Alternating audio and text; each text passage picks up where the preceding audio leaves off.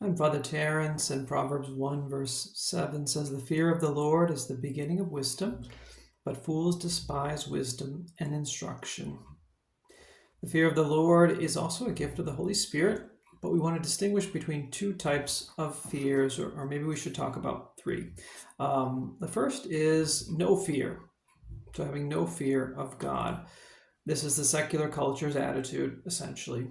It's even present in the church in places where the preaching and ministry pretty much lines up with the secular culture's understanding about life and morality and sexuality.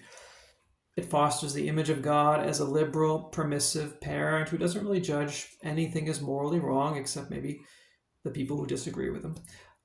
No fear of God is no good because it doesn't reflect revelation or reality, frankly. The second type of fear, or maybe really the first type of fear, is called servile fear. Servile fear means I don't sin because I don't want to be punished by God.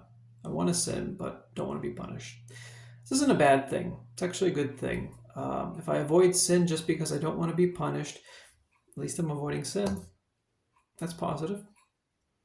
In reality, though, this should be a temporary or transitional stage in our spiritual life. While there are some voices in the church and some priests who preach, I'm okay, you're okay, we're all okay, even though we're not, so no fear of God. There are also some priests who are heavy-handed on servile fear.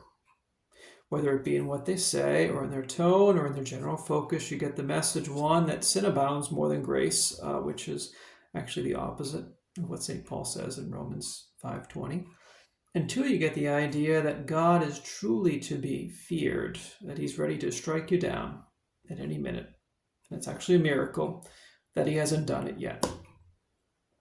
This very easily turns into a Jansenistic or semi-Jansenistic presentation of God, a distorted picture of him as a harsh judge. And the reason that some people or priests preach this type of message is because that's probably their understanding of God, at least in the best cases. God is the God of servile fear for these people, the God whom you wouldn't want to run into the streets when you were in the streets at night. You wouldn't want to meet him in a dark alley, essentially. And living in a constant state of servile fear, it's kind of comparable to being in 8th grade for about 30 years or so.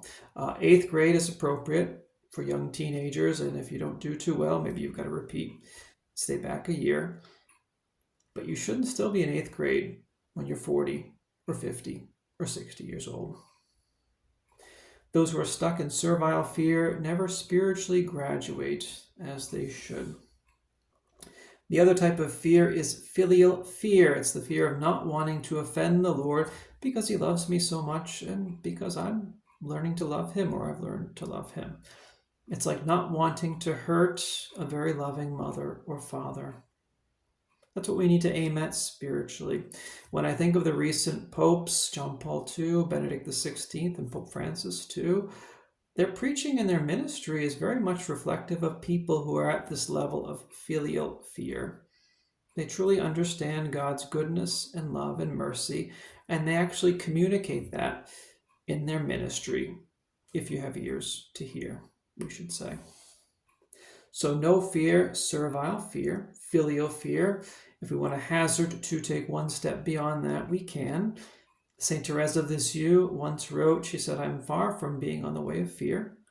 Ever since I've been given the grace to understand the love of the heart of Jesus, she said, I admit that it has cast or expelled all fear from my heart. And here all she's doing is she's echoing the words of the beloved apostle, St. John, who says in 1 John 4:18, perfect love casts out fear, for fear has to do with punishment, and he who fears is not perfected in love. And then he adds this, we love because he, God, first loved us. 1 John 4:19.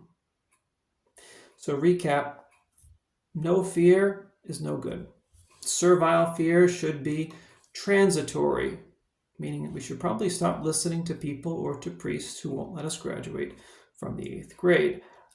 Filial fear should be more permanent and it should lead to a fullness of love, to a fullness of charity and mercy. I'm Father Terrance. Ave Maria. Please keep me in your prayers, and I will keep you in mine as well. God bless you and take care.